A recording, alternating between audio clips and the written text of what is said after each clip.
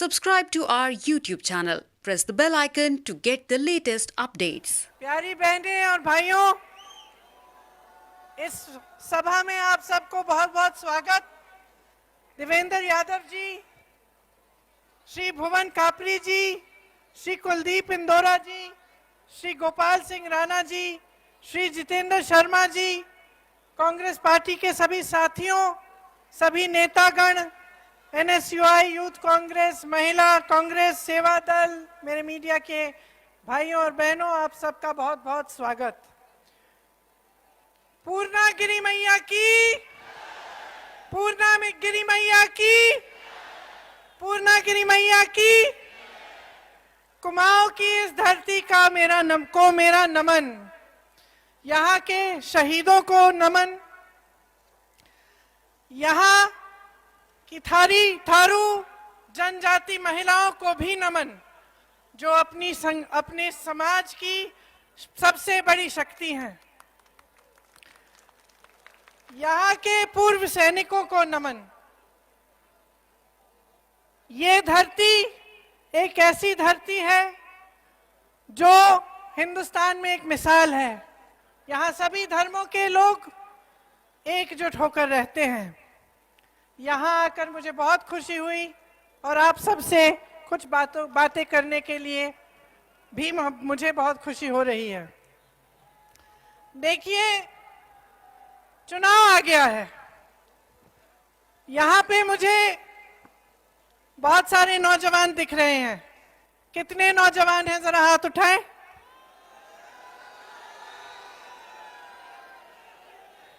आप तो नौजवान नहीं है।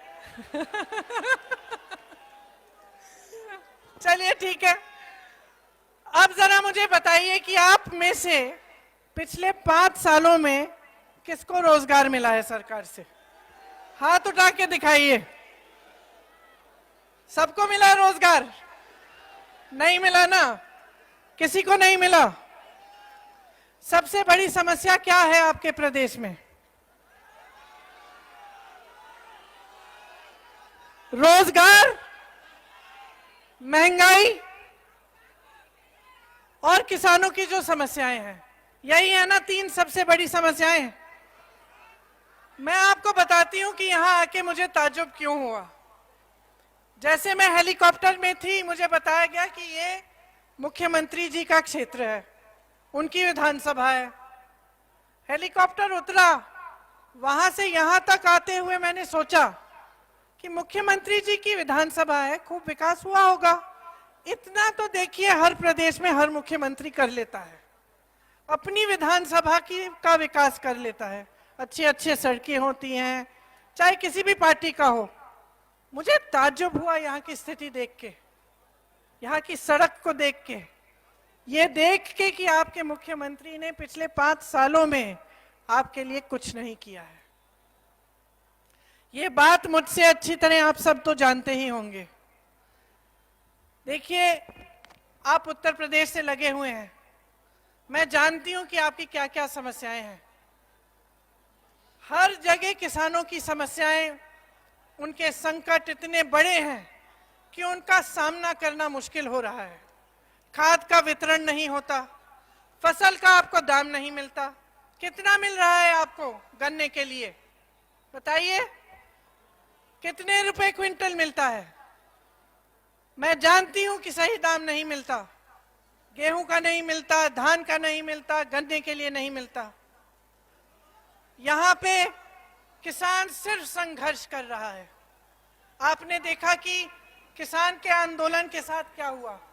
1 साल के लिए, पूरे साल के लिए किसान आंदोलन करते रहे, रोजी रोटी नहीं कमा पाए। आप ऐसे कानून ला रहे थे जिससे मेहनत करे किसान, फायदा हो बड़े बड़े उद्योगपतियों का। इसीलिए अपनी समझदारी और अपनी विवेक से आपके प्रदेश के और उत्तर प्रदेश के, पंजाब के, हरियाणा के किसानों ने आंदोलन किया। कितने किसान शहीद हुए इस आंदोलन में? आप बताइए। उस पूरे समय में इस सरकार के एक भी मंत्री ने, प्रधानमंत्री ने आपसे पूछा, आपके पास आए कि आपकी क्या समस्या है, इसको कैसे सुलझाएं। अब सरकार की नीयत भी देख लीजिए। 1 साल के लिए किसान आंदोलन कर रहा है, कोई पूछता नहीं है, किसानों तक पहुंचता नहीं है पूछने की कैसा क्या है, क्या समस्या है, कैसे सुलझाएं। चुनाव आने लगा, चुनाव आने से 1 महीने पहले किसान कानून रद्द कर दिए। रद्द करने के बाद भी जब इनसे पूछा गया कि जो शहीद किसान हैं उनके लिए आप क्या करेंगे, उन्होंने कहा शहीद किसान तो है ही नहीं, सूची ही नहीं है हमारे पास, हम क्या करें मदद उनकी। तो नियत समझ लीजिए। आपके यहाँ भी आवारा पशु की बहुत बड़ी समस्या है, उसे सुलझाने के लिए क्या किया? कुछ नहीं। बेरोजगारी की बात करते हैं, बड़ी बड़ी संस्थाएं हैं BHEL जैसे, रेलवेज जैसे, जहां से बहुत रोजगार मिलते हैं। सरकार क्या कर रही है? इन्हें बेचने की योजना बना रही है। किसको बेचेगी? उन्हीं 2-3 उद्योगपतियों को जिनको पूरा किसान कानूनों से फायदा होने जा रहा था, उन्हीं को बेचने जा रही है। देश के सारे बंदरगाह किसको बेचे? किसको? देश के सारे हवाई अड्डे किसको बेचे? देश की सारी मीडिया किसके पास है? देश का पूरा पेट्रोलियम, टेक्नोलॉजी, ये सब किसको दे रहे हैं?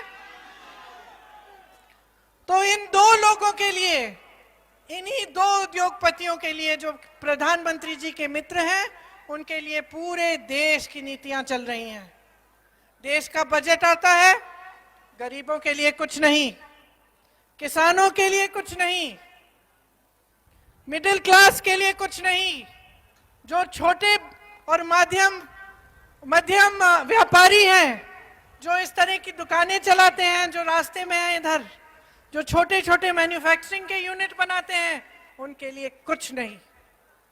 वही है इस देश की रीढ़ की हड्डी, जो छोटे दुकानदार हैं, छोटे व्यापारी हैं, जो पिछले 5 सालों में जिनका व्यापार बंद होने के कगार पर आ गया है, जिनको बताया गया था कि नोटबंदी इसलिए की जा रही है कि देश का पूरा काला धन वापस आ जाए। उनको ये नहीं बताया किसी ने कि नोटबंदी से उन पर कितना संकट आने वाला था।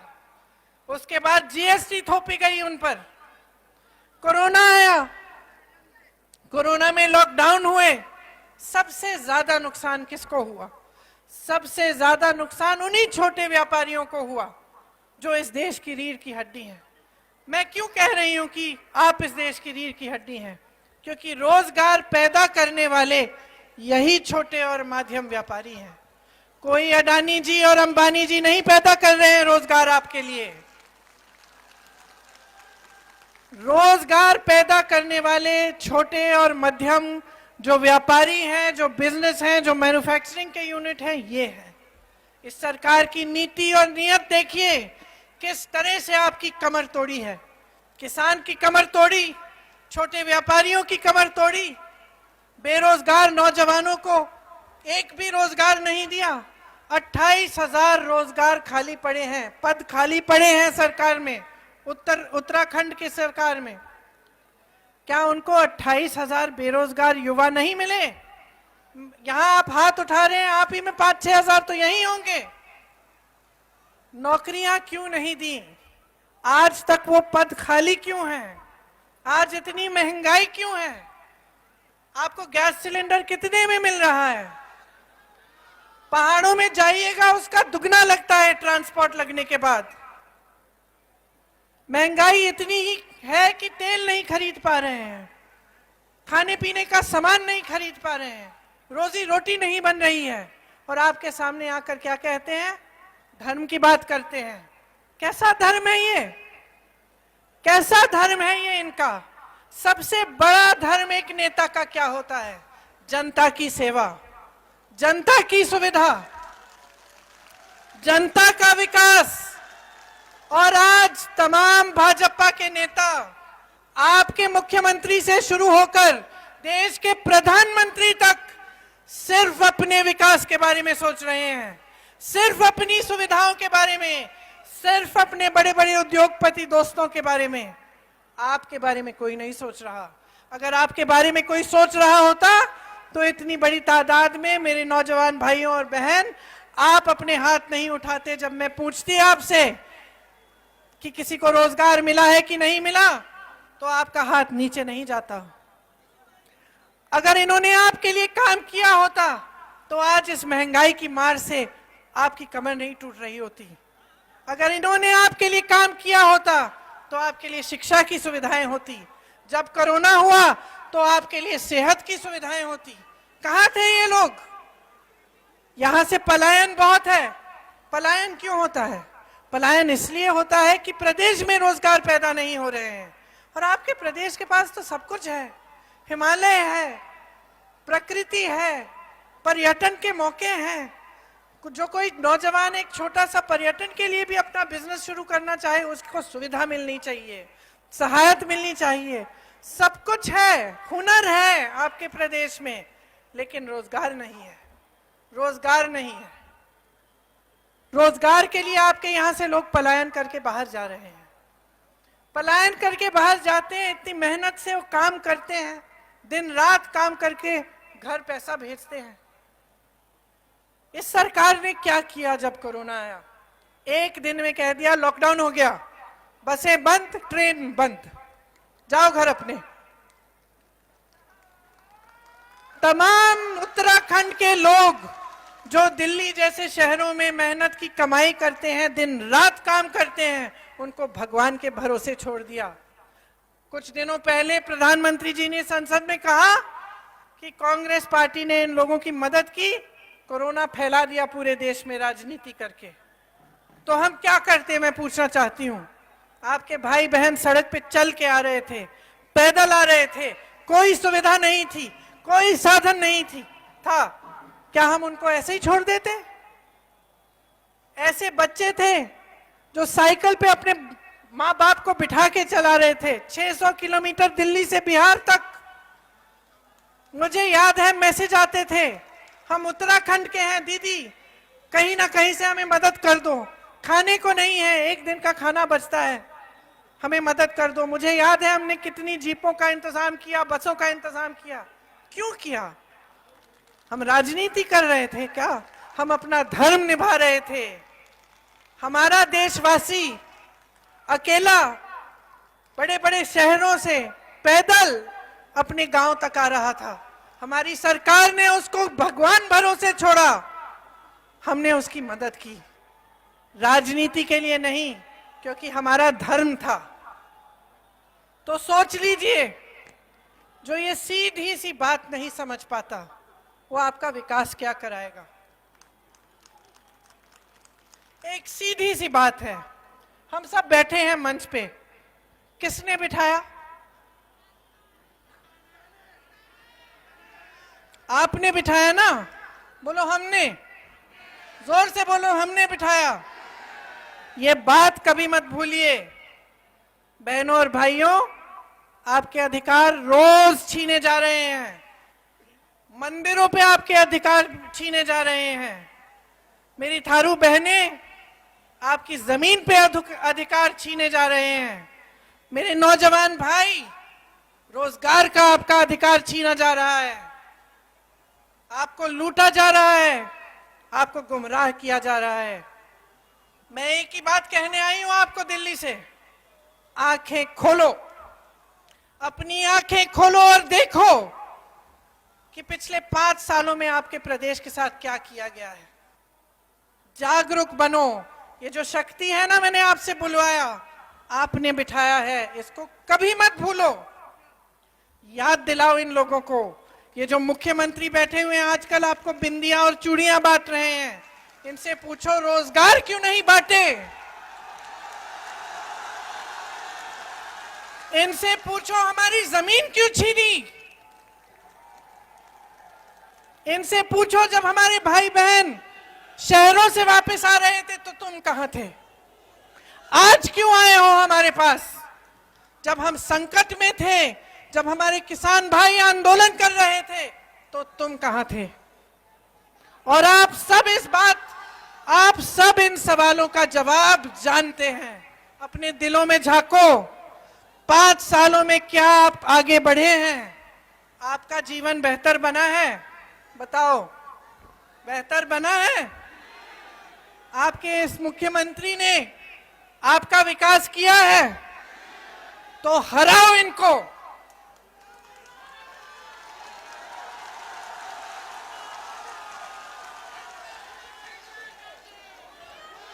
खापरी जी, इनको पहचानो।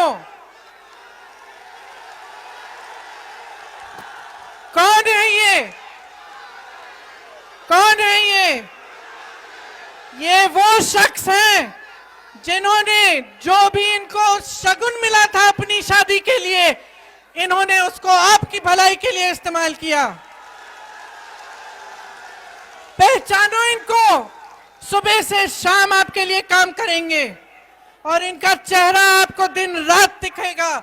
इनको आप जब बनाएंगे अपना विधायक, तो 5 सालों के लिए हर रोज इनका चेहरा आपको यहां अपनी विधानसभा में मिलेगा।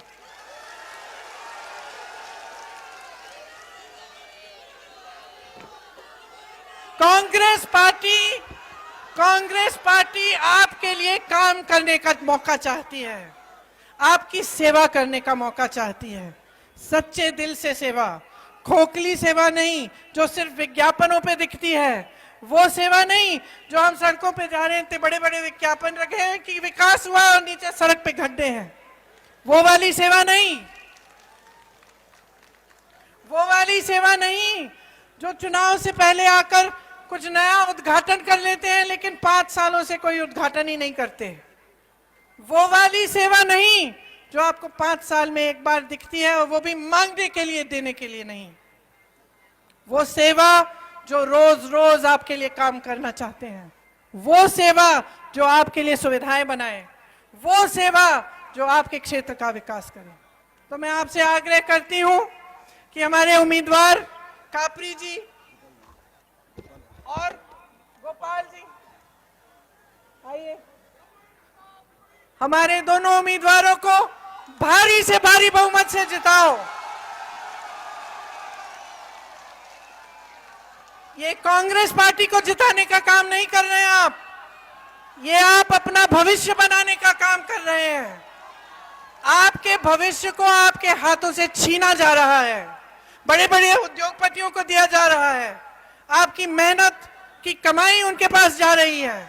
रोको इसको, इस तरह की राजनीति को रोको, ये आपकी जिम्मेदारी है। यही मांगने आई हूं मैं आपसे, अपने देश के प्रति, अपने प्रदेश के प्रति अपनी जिम्मेदारी को निभाओ। वही जिम्मेदारी आपकी अपने बच्चों के प्रति है, उनका भविष्य बनाना है। तो ये जो वोट है, जो आपकी इतनी बड़ी ताकत है, उसको समझिए, एकजुट होकर उसको उसी पार्टी को दीजिए अपना वोट जो आपका विकास कराए। आपने बहुत ध्यान से मेरी बातें सुनी हैं, खासतौर से मेरी बहनों ने। अंत में मैं आपको बताना चाहती हूं कि कांग्रेस पार्टी ने कुछ घोषणाएं की हैं। ये घोषणाएं क्या हैं और किस तरह से आपके जीवन को बेहतर बनाएंगी? सबसे पहली बात यह है कि यहाँ की प्रकृति और यहाँ की परंपराओं के साथ खिलवाड़ बंद होगा, कोई छेड़छाड़ नहीं होगी। इसके बाद हम कह रहे हैं कि हमारी सरकार बनते ही 4 लाख रोजगार दिलवाएंगे। अब आप पूछोगे कि कहां से आएंगे 4 लाख रोजगार, क्योंकि सब कहते हैं चुनाव से पहले। हम बताएंगे, ये जो 28,000 खाली पद है, सबसे पहले हम इनको भरेंगे। पर्यटन पुलिस बनाएंगे जिसमें नए पद बनेंगे। पर्यटन के लिए ऐसे मौके खड़े करेंगे जिससे हमारे नौजवान भाई बहनों के लिए तमाम रोजगार पैदा हों। फिर हम कह रहे हैं कि गांव-गांव में स्वास्थ्य सुविधाएं पहुंचाएंगे। आपने देखा कि कोरोना में क्या हुआ, स्वास्थ्य की सुविधा के लिए कितना संघर्ष करना पड़ा। आज भी पहाड़ों में स्वास्थ्य सुविधाओं तक पहुंचने के लिए क्या क्या जतन करने पड़ते हैं। इसीलिए हमने तय किया है कि नई तकनीकों के साथ, ड्रोन के साथ, नए तकनीकों के साथ हम गांव-गांव तक स्वास्थ्य सुविधाएं पहुंचाएंगे। आज गैस सिलेंडर कितना महंगा है, इस सरकार ने कहा हम एक गैस सिलेंडर मुफ्त दे देते हैं, इससे हमें वोट मिल जाएंगे और हमारी जिम्मेदारी खत्म हो जाएगी। हम कह रहे हैं कि ये गलत सोच है। हम कह रहे हैं कि जो गैस सिलेंडर आपको मिलेगा 500 रुपए से ज्यादा हम उसके दाम को बढ़ने नहीं देंगे। हम समझते हैं, कांग्रेस पार्टी समझती है कि आप कितने संघर्ष कर रहे हैं, आप कितने संकट के का सामना कर रहे हैं। तो जो सबसे गरीब परिवार हैं, जिनको सबसे ज्यादा संघर्ष का सामना करना पड़ा, वो 5 लाख परिवारों को 40,000 रुपए सालाना कांग्रेस पार्टी की सरकार देगी। मेरी बहनें, आपके लिए सरकारी बसों में यात्रा मुफ्त होगी। इसके साथ साथ पुलिस विभाग में 40% पद महिलाओं के लिए आरक्षित होंगे। यहां पूर्व सैनिक बहुत हैं। शुरू में ही मैंने आपको नमन किया।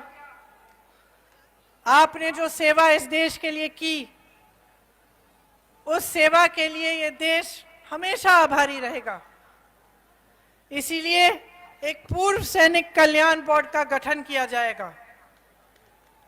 आपके लिए खास कार्यक्रम, जिससे बच्चों की शिक्षा, पेंशन आदि के लिए मदद मिलेगी। ये सब योजनाएं कांग्रेस पार्टी ने बनाई हैं। इसके अलावा भी बहुत सारी योजनाएं हैं जो हमारे घोषणा पत्र में हैं। तो मैं हमेशा कहती हूं कि हमें राजनीति को बदलना है और राजनीति को विकास के बारे में बनाना है। हमें ऐसी राजनीति लानी है जो चुनाव के समय जो लोग आपके सामने आए, वो धर्म, सांप्रदायिकता, जातिवाद की बात न करें। वो आपके विकास की बात करें, रोजगार कहाँ से आएंगे, किसानों के लिए क्या करेंगे, महिलाओं के लिए क्या करेंगे, जनजातियों के लिए क्या करेंगे। इसीलिए हम आपके सामने ये सब बातें कहना चाहते हैं कि हम क्या करना चाहते हैं। हमने पहले भी करके दिखाया है, और जहां जहां हमारी सरकारें हैं, आप देखिए काम हो रहा है, और जनता के लिए काम हो रहा है, अपने लिए नहीं। तो आपको मैं धन्यवाद देना चाहती हूं कि आपने मेरी बातें सुनी।